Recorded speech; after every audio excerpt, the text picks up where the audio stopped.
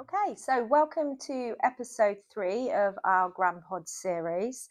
In our last episode, we explored what it was to be outstanding, and we had a couple of guests to talk about what that really looks like in practice. And at that episode, we talked about the up and coming changes to the Ofsted framework, and since then, we've now had those changes confirmed. So I'm delighted to again be joined by our super duper Director of Early Years, Sara Coffey, who is going to join the discussion today just to talk a little bit about what's changing, what that would look like for nurseries and how we can support that across our business as we roll out the new framework. So Sara, welcome again. Thank you. You're becoming an expert at these podcasts. Okay, so what's changed, Sara? Can you share a little bit about what's changed? Yeah, absolutely. So I think as an industry, I think we're used to change, if I'm honest. And I think that I do see this as a very positive change. So I think in terms of Ofsted and their real commitment to work in collaboration with us as a sector and a provider, I think that definitely comes through the new framework. And we've been really lucky. So we've managed to work in partnership with Ofsted through 2 test visits. Okay. We've gained lots of insights through those visits, and I think Ofsted have also gained some insights in terms of how they progress with those visits. I would say the things that have really stood out following those test visits is really the importance of the nursery manager and how they lead the nursery and the confidence in that period of time. So as we know, we've moved away from our learning walk. We've moved to a planning call, which really allows nursery managers to really walk and talk through their nurseries and the context of their nursery within the community. So a nursery manager really being able to talk around how their nursery meets the diverseness of their community. So we recognise the importance of meeting all of our children.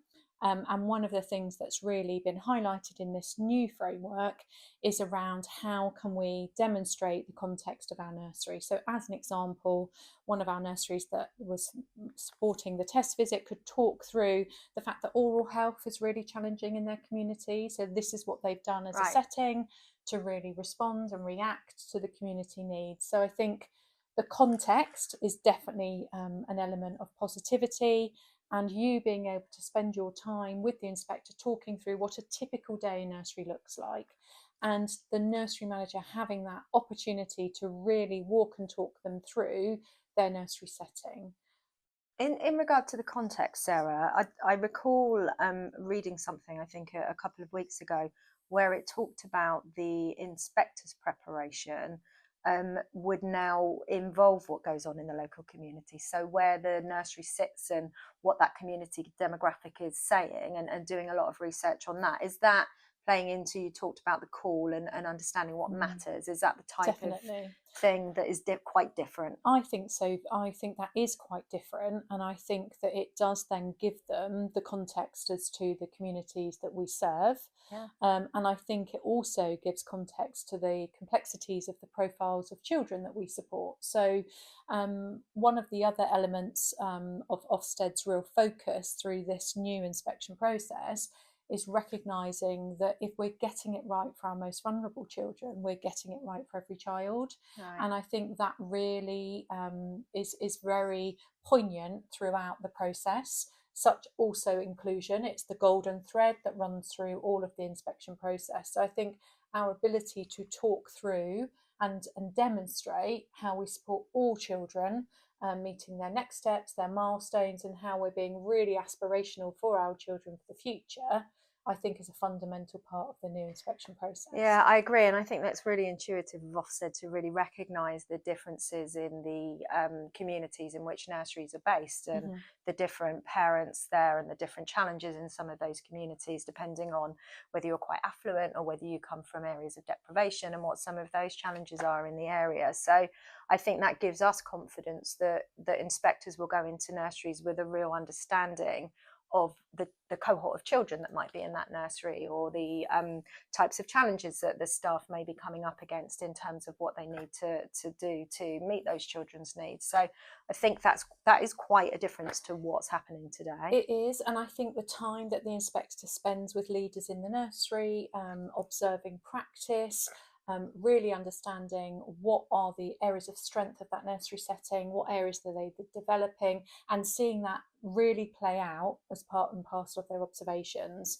And I think that what we've seen in our visits with Ofsted through this process is that real collaboration and that want to really understand the nursery at depth, and that ability to triangulate so that we can share the areas of strength. The inspector can see that play out in the classrooms and in the nursery rooms, and then they're having that professional conversation, that professional debate in relation to where that sits, with regards to the grade descriptors and the toolkit, which is, now it's been published. So you'll see this is my copy, which is already written on and has got lots of side notes, and as it should be, because this absolutely should be a working document for us to use.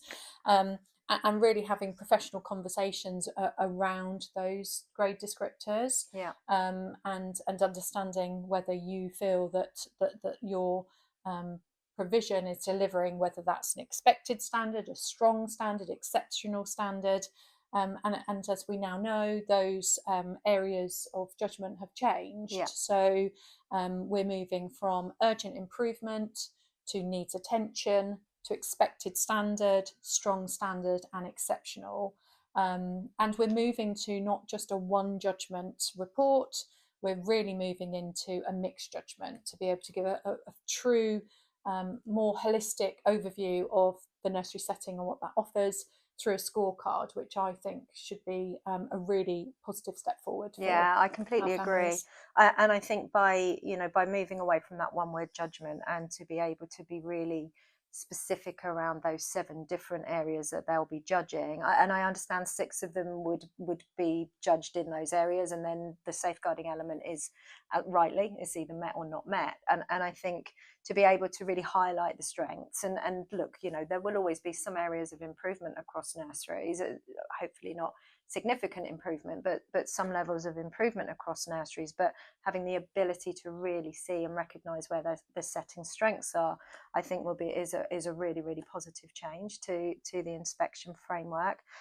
Just a question, Sarah, just based on the experiences we've had in the trial inspections that we've supported Ofsted with, my understanding from what I'm reading is that the inspection experience itself on the day is a much more collaborative approach between the inspector and the nursery leadership, be that the nursery manager, the regional manager, the support team around that nursery. We had a trial inspection at our Abington Park nursery, and unfortunately Taylor wasn't able to join us today because she was going to share some of that experience, but you were part of that. Did you see that happening more on the day? Was it more collaborative? Yeah, most definitely. Hugely collaborative. I think lots of opportunity for professional dialogue, lots of opportunity actually for challenge in a really positive way. So as you know, nursery life is quite complex, and sometimes things don't quite go to plan. And when you're a leader and you're wanting to showcase the best of your nursery, that can feel quite problematic. And I think what we observed when we worked with Ofsted as part of that process is Taylor had the ability to say, actually, that's not what you would typically see in my baby room today. Please, can we just go back and have another revisit? And again, as a professional, very open to that questioning and asking, and we were able to do that. So I think it's really important that we can really showcase in the moment, and if nursery life changes, that we can just go back and revisit that, and we have the opportunity to do that, which I think fills us as professionals with real confidence that will be the case. And I think that's a fair approach to inspection, isn't it? Children come in different situations every day. Staff have different situations every day. We don't come into work every day feeling the same as we did the day before, and things happen. We live in the real world of operations and things happen. So I think to have inspections where they're more collaborative, where there is an ability to have those discussions around what a typical day is in a nursery, versus something that may happen on a day, I think is really, really important. You mentioned earlier about the sort of golden thread running through the areas around inclusion, which we've always had inclusion in inspection, but it really is embedded throughout all of the 7 areas that they're looking at. And then the other thing I noticed really embedded through everything was the leadership, really, really measured and assessed in all of those areas. Is that something that really again came out through those trial inspections? Yeah, absolutely. I think they really quite rightly want to see the context and how it speaks to our children. So again, in some of our nurseries, we would have a high demographic of potentially children from the Polish community. So you would expect to see Polish packaging. You'd expect to see things that really speak to our Polish community and to our Polish children. No different to our SEND children. They have specific needs. We had a child at the time who was wearing ear defenders, so we would have a basket of ear defenders for all children to be able to experience, and so that child does feel included in the setting. We had some children who are from Afro-Caribbean descent.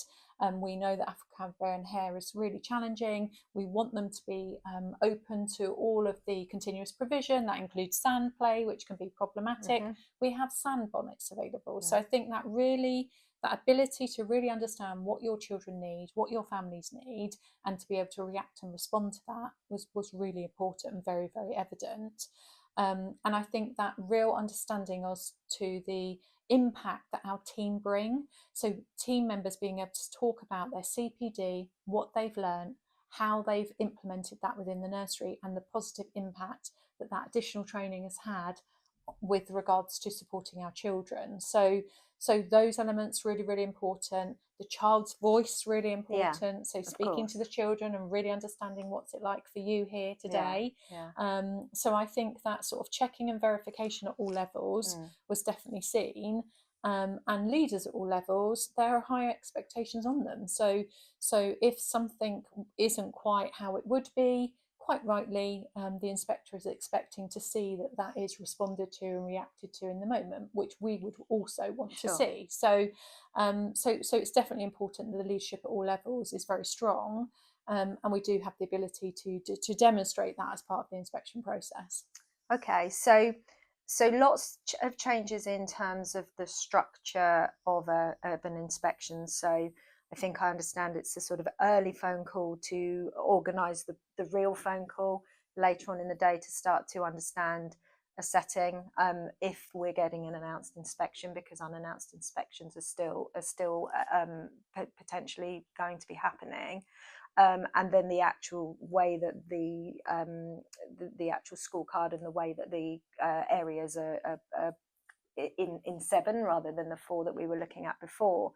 And then the grade descriptors and the standards that they're looking at and the threads that run through these standards are all very different. So really, really important that our nursery managers, our early years teams, our regional managers, us as leaders are really understanding what that framework is and how we work with that framework, so that we really understand what that strong and exceptional practice expectation is from our regulators and our parents and our children.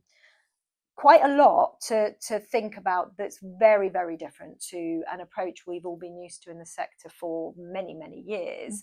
What are we doing, Sarah, as an organisation to support our managers in particular to understand those changes, to feel confident in those changes, and so that we can be confident that we continue to achieve the great outcomes that we want for our children and our families? Yeah, absolutely. So we immediately, our learning and development team and Angela, who leads on that team, created a really thoughtful and very well prepared presentation. So that was able to walk and talk all of our leaders through the changes and the meaning of those changes and what that means for them. That walked through from what you've just shared, the initial phone call notification to the planning call to the actual day of inspection. So presentation has already gone out to all leaders. That's also will be shared with our nursery teams, because that's very important. We do have tools and resources to help with our Ofsted inspection process. So we have a toolkit which is shared on our shared drive. We're just in the process at the moment of walking through all of those resources and understanding which are still relevant and will add ensuring value. they meet the which ones do we want to make some amendments to, so that we have some tools and documents to help. But I think quite rightly, Ofsted have been very clear, it is less about paperwork, it's always going to be about those professional conversations and our ability to articulate that as part of the inspection process. So the tools that we have are really just a resource to aid us on that journey of change, but so much will come just through those professional conversations as part of the inspection. Excellent. And I think one of the conversations we've had are things like how we can sort of bring things like early years webinars every month into what we do throughout our sort of normal training kits or normal training tools for the nurseries out there that can encompass some of the areas that are being inspected and how those grade descriptors play out, so that for nursery managers and deputy managers or leaders in nurseries to be able to join those, that we can also record, so that they are able to not only listen to the training that our teams can give them, but also have the ability to ask questions and talk to each other. So I think we've talked about a series of webinars that we can also create alongside the changes, so that among other things around early years, so that we can really look at how to lead those early years, the early years practice as it relates to the expectations in our new framework. So we'll be looking forward to sort of working together on those and seeing what more we can do. Is there any advice or anything you would give to our teams out there who are maybe feeling a bit anxious about the changes coming up? We'll have a number of nurseries that will be, as always, our first nurseries to experience an inspection under the new framework. Absolutely.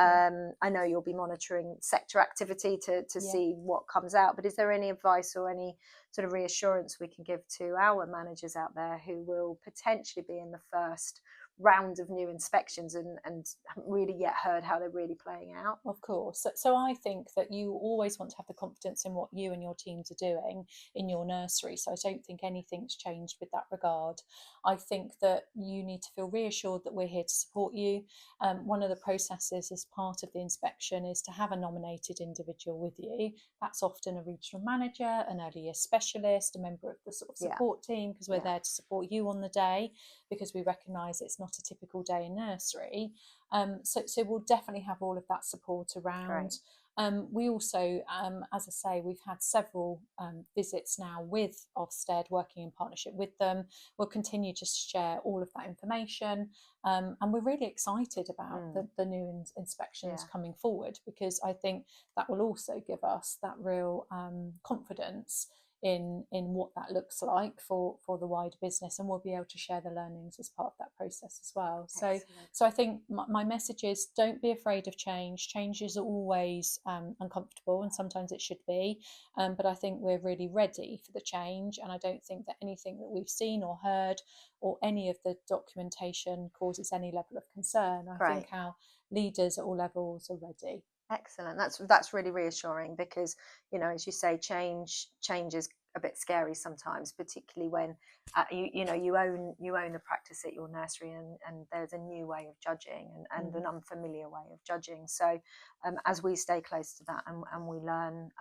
what is actually going to happen out there in the sector, we'll continue to share that with everybody. And I know that we will stay very close together to look at the activity that's going on out there. So really reassuring, really helpful, hopefully a little bit helpful to our teams out there. Thank you very much for joining us today, Sarah, and we will see you in GrandPod 4 at some point in the future. Thank you.